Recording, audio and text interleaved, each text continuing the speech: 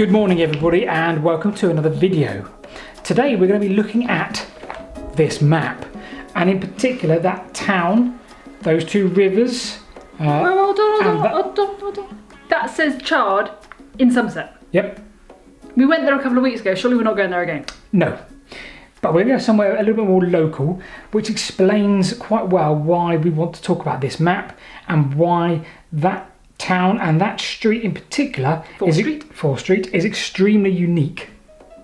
Okay, so where are we going today? I'll tell you when we get there.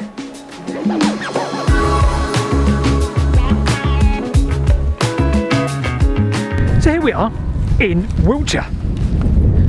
Breezy. Breezy, a little bit breezy, yep. Near the top of the hill, when we'll explain why we're near the top of the hill soon.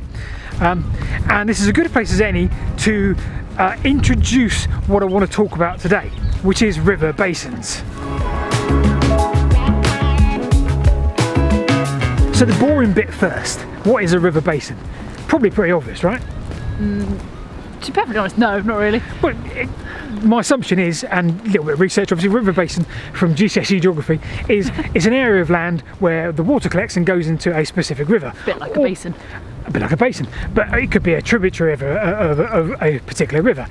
That's kind of obvious. It works like a tree backwards. Okay. Right? Mm-hmm. So, okay, I'll tell you what we can do. A handy demonstration. Right, so what we're going to need for this little demonstration are two things which I've sneakily put in your bag. What, in my bag? Yep, I've snuck two things in your bag. Okay.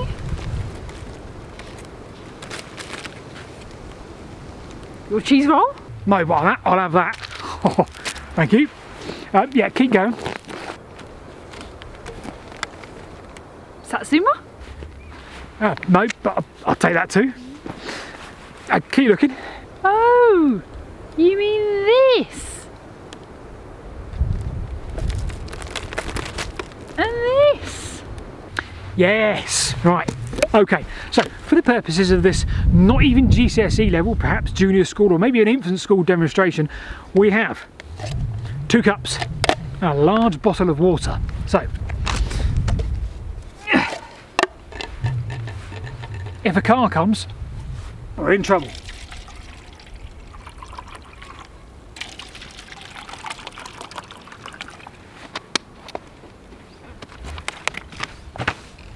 Okay, so 2 cups of water. Right, so let's say for the purposes of this experiment or example, that there is a river basin. It's not, because there's no water, there's no river, but the water will go somewhere. So if I pour this cup,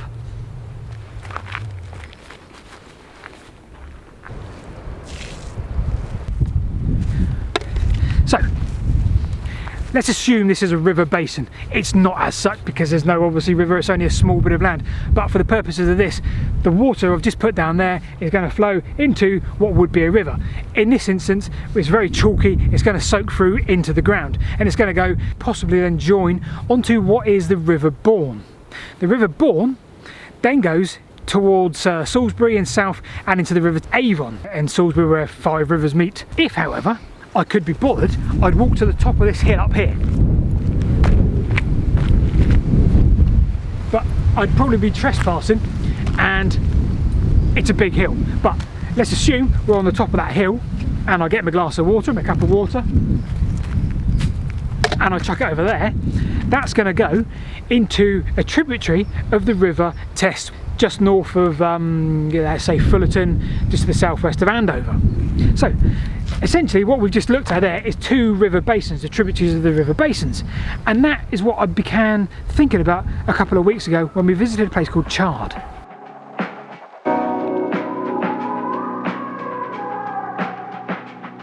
So now we've established the point of a river basin. What is the point of this video? What's it got to do with it?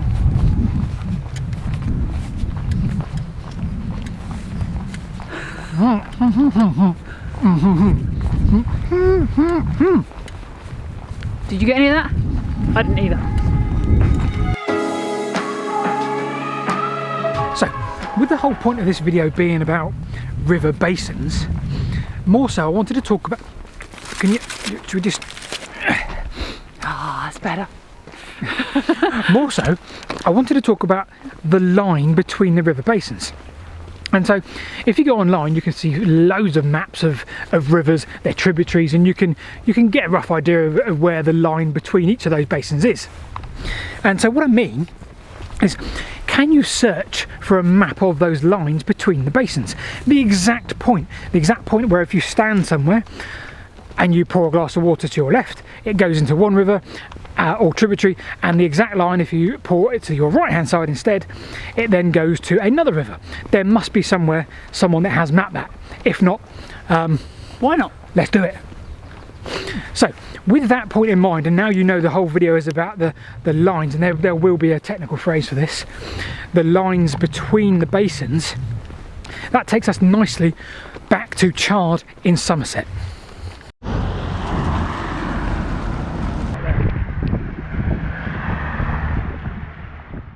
And that is exactly where we find ourselves now, here in Chard.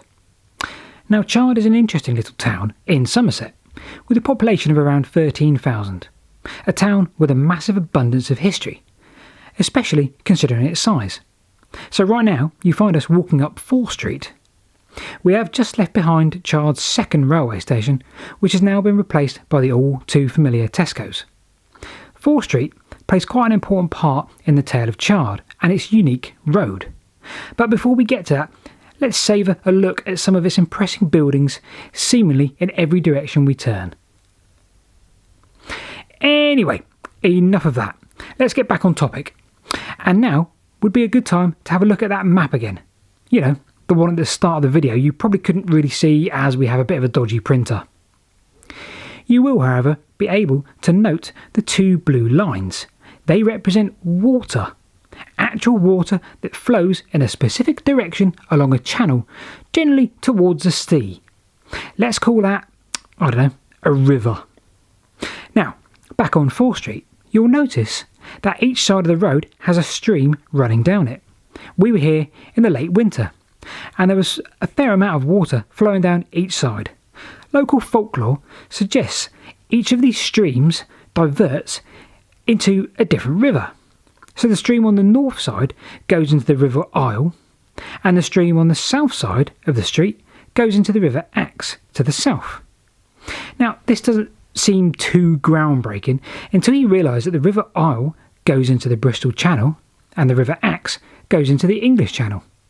So does that mean if I risk my life and stand in the middle of the road, tipping a glass of water to one side and tipping a glass of water to the other side, one would go to the Bristol Channel and one would go to the English Channel?